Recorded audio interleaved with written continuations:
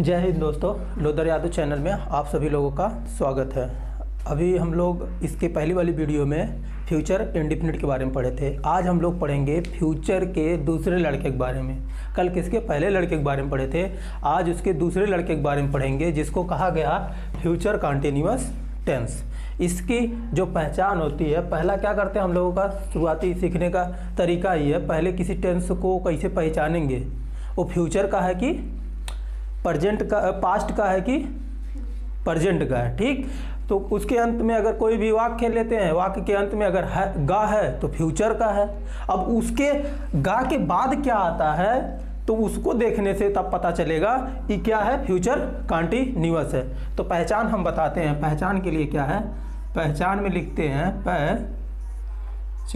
पहचान में लिखते हैं रहा,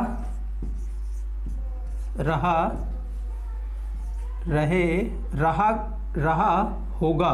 क्या रहा होगा, रहे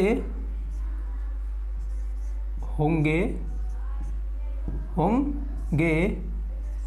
रही होगी, रहा होगा, रहे होंगे, रही होगी, रहेंगे, क्या कर रहे होंगे, आदि etc, क्या etc इत्यादि। ये सब जिस हिंदी वाक्य के अंत में आ जाएं, उससे हम लोग क्या पता लगा लेंगे, ये फ्यूचर कंटिन्यूअस टेंस है। और कंटिन्यूअस टेंस का सबसे अच्छी पहचान होती है कि उसमें हमेशा रहा, रही, रहे आएंगे, चाहे वो पास्ट का होई, चाहे फ्यूचर का होई, चाहे प्रेजेंट का होई। बात समझ में आई, क्लियर। फिर इसके बाद इसकी पहचान हो गई, तो पहचान के बाद क्या आएगा, इसका लिंकिंग वर्ब आएगा, ये हेल्पिंग वर्ब आएगा। क्या आएगा, HV helping verb. Helping verb होगा विल बी और शैल बी।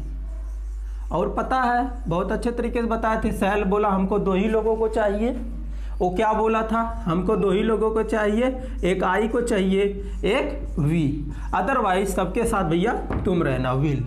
ठीक, समझ में आया। अब इसके बाद जब बात करते हैं, इसके कौन सा मेन वर्ब का कौन सा फॉर्म लगेगा, ING भैया। जहाँ भी देखो, चाहे जहाँ ING देखो, हमेशा ING वहीं पे लगेगा जहाँ कंटिन्यूअस मिल जाए। कंटिन्यूअस टेंस मिले, कहीं भी कंटिन्यूअस टेंस मिले, वहाँ ING फॉर्म लगा दो। मेन वर्ब के फर्स्ट फॉर्म में ING लगा दो, वो ING फॉर्म होता है। ठीक, और उसके बाद क्या करते हैं,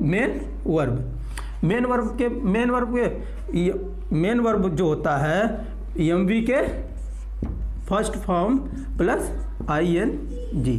समझ में। फिर इसके बाद जो दूसरा स्टेप आता है वो होता है ऑब्जेक्ट।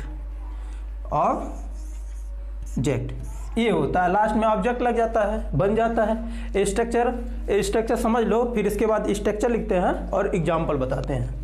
ठीक,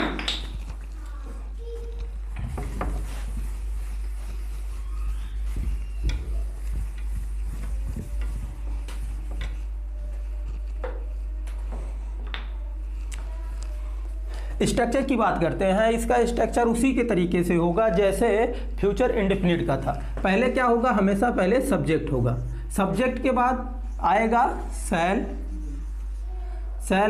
बी, विल बी, MV के फर्स्ट फॉर्म में ING प्लस ऑब्जेक्ट। समझ में आया, ये हो जाएगा subject plus shall be, will be, MV का फर्स्ट फॉर्म में ING प्लस ऑब्जेक्ट। यही इतना होता है स्ट्रक्चर। अब देखिए, जैसे हम एक वाक्य लेते हैं, जैसे क्या बात कर रहे हैं, वह स्कूल जा रहा होगा। किसी भी टेंस को पहचानने का सबसे अच्छा तरीका है, सबसे लास्ट में देखिए उसके क्या है। अगर सबसे लास्ट में गा है तो सिंपल सी बात है, आ जाइए फ्यूचर। दिमाग में तुरंत क्लिक करना चाहिए फ्यूचर है। अब फ्यूचर है तो फिर उसके थोड़ा सा और आगे आइए, देखिए और क्या है, रहा है तो भैया क्लियर हो गया, कंटिन्यूअस होगा। तो इसका मतलब कि भैया क्या हुआ, फ्यूचर कंटिन्यूअस। सबसे आसान तरीका होता है टेंस को, जब टेंस पहचान लेंगे फ्यूचर कंटिन्यूअस। अब इसमें ढूंढो सब्जेक्ट। अब सब्जेक्ट ढूंढने में सबसे ज़्यादा दिक्कत होती है बच्चों को। सब्जेक्ट ढूंढने में कोई दिक्कत नहीं होनी चाहिए, केवल इससे एक प्रश्न पूछो कि कौन जा रहा होगा। क्या कौन जा रहा होगा, क्या कौन जा रहा होगा, मतलब वह जा रहा होगा, वह जा रहा होगा, इसलिए वह क्या होगा, इस सेंटेंस का सब्जेक्ट होगा। और सब्जेक्ट होगा तो क्या होगा, वह की इंग्लिश होती है ही, और ही के साथ क्या लगेगा, विल लगेगा। ही के साथ विल लगेगा। He will be going to school. ठीक। अगर इसी का निगेटिव बनाना हो, क्या निगेटिव बनाना हो, वह स्कूल नहीं जा रहा होगा, तो क्या कर देंगे, सिंपल सी बात है, he will not be going to school. इसके बाद बात करेंगे क्या हुआ है, स्कूल जा रहा होगा, इसका इंट्रोगेटिव होगा तो विल क्या आ जाएगा, पहले आ जाएगा। विल स्मॉल लेटर में हो जाएगा तुरंत। Will he be going to school, interrogative marks लग जाएगा। फिर इसी की बात करेंगे, क्या हुआ, स्कूल नहीं जा रहा होगा, will he not be going to school. ये हो गया। अच्छा, एक बात और आती है, बच्चे जब जानते हो ये तो था ना निगेटिव, मतलब इंट्रोगेटिव बना दिए, इंट्रोगेटिव प्लस निगेटिव बना दिए, ये सब होगा। ये जैसे पूछेगा will he not be going to school, इसका आंसर क्या दोगे, क्या हुआ, स्कूल नहीं जा रहा होगा, इसका जो आंसर दोगे यस या नो, रीजन नहीं बताओगे। कभी भी रीजन मत बताना जब वो हेल्पिंग वर्ब की सहायता से क्वेश्चन पुटअप करेगा अगला। ठीक। अगर यहीं पे वो पूछ रहा है व्हाई, वह इसको व्हाई